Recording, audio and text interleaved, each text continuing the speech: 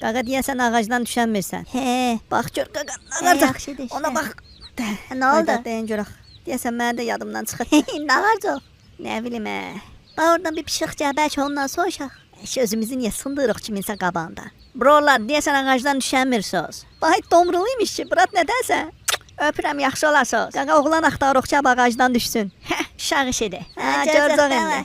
Demək, əl o qabaq attım, başını aşağı, dalını bir balaca yuxarı. Yavaş, xosun vay olcan indi, asta. Qorxma, balansı saxlamışam. Belə çıqqılı düşürsən aşağı. Dayan görək, mən də bir dənə yoxlayayım. Demək, əli qabağa qoyduq, dalı biraz yuxarı. Ay, nə qədi, ürəyim düşdü. Dayan deyək, ay da nə hündürdü. Qorxma, düş. Elə hasatda ölü, ən pis halda 9 canım var. Uzaq başı bir dənəsi geyər. Davay, dal yuxarı, baş aşağı, dal yuxarı, baş aşağı. Ha, buradan tullanmaq olar.